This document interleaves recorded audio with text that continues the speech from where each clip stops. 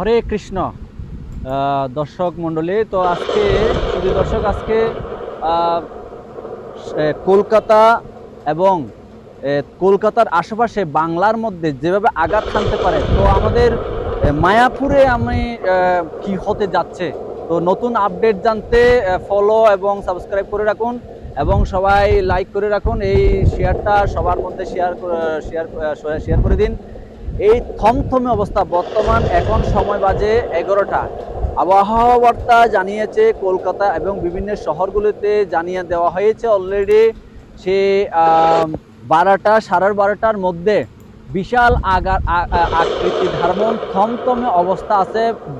কিছুক্ষণ পরে পরে আবহাওয়া এত দুর্গম হচ্ছে, বালি একদম খুবই অবস্থা খুব খারাপ, রাস্তার মধ্যে নামা যাচ্ছে না।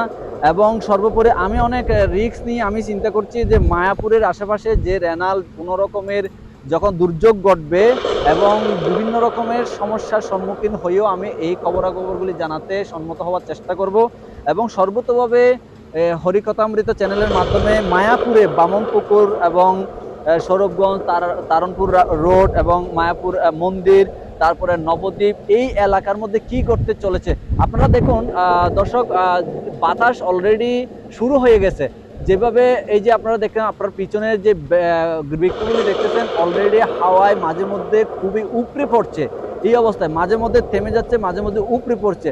অতএব কি হচ্ছে, শক্তি সঞ্চয় করছে, শক্তি সঞ্চয় করে উনি ওনার কার্য সম্পাদন করবেন। আপনারা দেখেন, আমি এখন হচ্ছে ঈশ্বরদান ভবন, ঈশ্বরদান এই যে মন্দির আমাদের, এই যে ইসকন মন্দিরের পাশে এবং গীতা ভবন আমাদের করণীয় বিষয় কি কি, যে কি করণীয় কি করণীয় নয়, এই বিষয়কে আমি আপডেট জানাচ্ছি।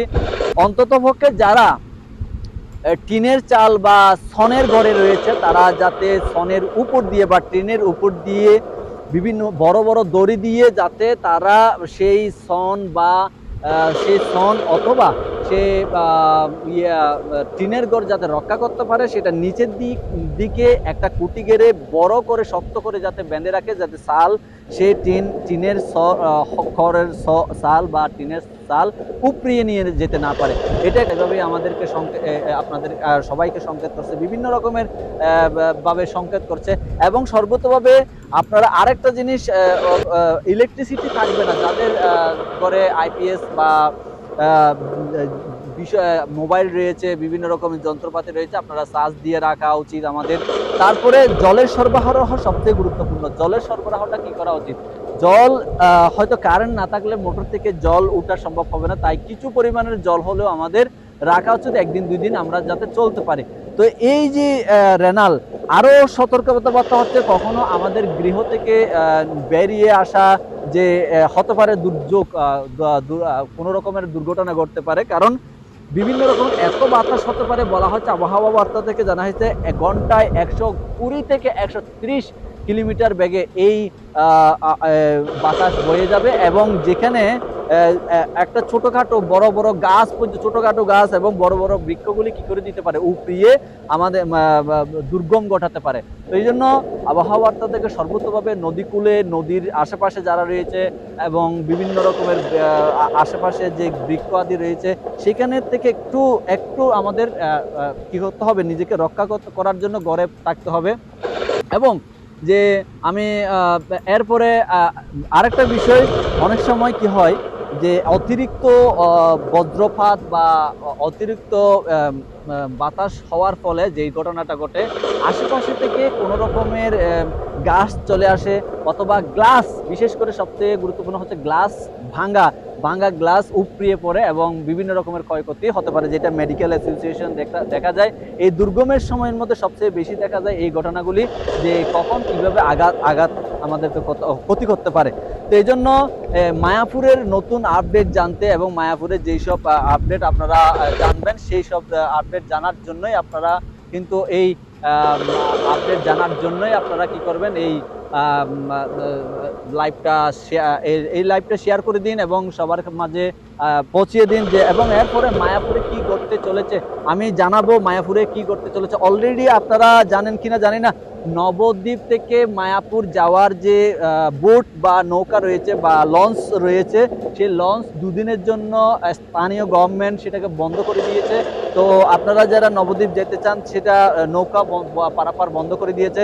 এবং বিভিন্ন জায়গায় যারা বিশেষ করে এই রেনাল আঘাত হানবে হচ্ছে কলকাতা, দমদম, তারপরে হচ্ছে হাওড়া, তারপরে এই কৃষ্ণনগর হয়ে মায়াপুর হয়ে বিভিন্ন বাংলার বিভিন্ন জায়গার মধ্যে আঘাত হানবে। শুধু তাই নয়, বাংলাদেশ নেপালের মধ্যে আঘাত হানতে পারে, বাংলাদেশের মধ্যে প্রচন্ড পরিমাণের আঘাত হানবে, সেটা বর্ণনা করা হয়েছে আবহাওয়া অধিদপ্তর থেকে। এবং সর্বতভাবে আপনারা জানেন এই রেনাল নামটা দিয়েছে যখন কোনো একটা থান্ডার হয় প্রতি বছরে বা যখনই হয়, এক এক দেশকে এক একভাবে নাম দেওয়ার জন্য সুযোগ করে দেওয়া হয়। আর এই রেনাল শব্দটা এবার দিয়েছে সৌদি আরব। সৌদি আরব কি করেছে, যে রেনালটা গবেষণা করে রেনাল শব্দটি দিয়েছে, অর্থাৎ যখন রেনাল এই তাণ্ডব চালাবে তখন এমনকি বড় বড় বৃক্ষ অনেক কিছু ধূলিবানি বালিকণার মতো করে দেবে, বালিকণার মতো করে দেবে, তাই এই নামটা দিয়েছে রেনাল। তাহলে কত ঝড়ো গতি হতে পারে, যার ফলশ্রুতিতে রেনাল নামকরণ করা হয়েছে। এই রেনাল যদি বলা হচ্ছে, গবেষণা অধিদপ্তর থেকে বলা হচ্ছে, যদি রেনাল কি করতে পারে, তার শক্তির মাধ্যমে তার কার্যকর সম্পাদন করতে পারে, তাহলে দুমড়ে মুচড়ে দেবে এবং সমস্ত কিছু ধ্বংস করে দেওয়ার মতো করবে।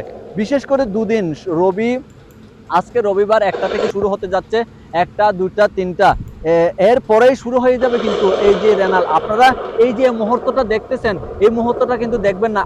আমি আর 1 ঘন্টা পরে আরেকটা ভিডিও দিচ্ছি, 1 ঘন্টা 2 ঘন্টা পরে আবার ভিডিও আপনারা পাবেন, আপডেট পাবেন। মায়াপুরে, বিশেষ করে মায়াপুরে যারা আত্মীয় স্বজন আছে, নবদ্বীপ, তারণপুর রোড এবং এই আশেপাশে যে জায়গাগুলিতে আপনারা যে আশেপাশে যে জায়গাগুলিতে আপনারা রয়েছেন, আপনাদের আত্মীয় স্বজনের মধ্যে এটা শেয়ার করে দিন, যাতে এই নতুন আগামী 1 ঘন্টা 2 ঘন্টা পরে কি হতে যাচ্ছে সেটা আমি আপনাদেরকে দেখাবো। তো আমি মনে করি যে অবশ্যই যারা ব্যবসায়ী প্রতিষ্ঠানে ব্যবসা করছে তাদের উচিত হচ্ছে অন্ততপক্ষে নিজেদের অবস্থান ঠিক রেখে আমাদের ব্যবসা বাণিজ্য এবং বের হওয়া, আমাদের সবকিছু করা উচিত। তো এই যে আবহাওয়া অলরেডি শুরু হয়ে গেছে, আপনারা দেখেন মোটামুটি অলরেডি শুরু হয়ে যাচ্ছে। তো আমরা কিছুক্ষণের মধ্যে আরো নতুন কিছু নিউজ পেয়ে যাব। তো বিভিন্ন রকম আপনাদের বিভিন্ন দূর পাল্লার যারা যেতে চান, বিভিন্ন দূরে কোথায়ও যেতে চান, তারা দূরে যাওয়া থেকে অবশ্যই বিরত থাকবেন, কাছাকাছি থাকার চেষ্টা করবেন, ঘরের কাছাকাছি থাকার চেষ্টা করবেন। এতে কি হবে, আমরা আমাদের নিজেদের অবস্থান ঠিক রাখতে পারবো। হরে কৃষ্ণ। তো এই ভিডিওটা সবার মধ্যে শেয়ার করে দিন। বিশেষ করে নবদ্বীপ এলাকায় যা নিউজ আমি পাবো এবং মিডিয়ার মাধ্যমে, তারপরে আমি নিজেই জড়ো হাওয়া কি হচ্ছে না হচ্ছে, আমি আমার কাপড় পরিধান করে আমি চিন্তা করছি আমিও নিজে এখানে রিপোর্ট করব, সেই রিপোর্টগুলি আপনাদের মধ্যে শেয়ার করার জন্য চেষ্টা করব। রেনাল একটা গুরুত্বপূর্ণ বিষয় হয়ে দাঁড়িয়েছে সারা বিশ্বের মধ্যে, সারা এশিয়া মহাদেশের মধ্যে, বিশেষ করে বাংলা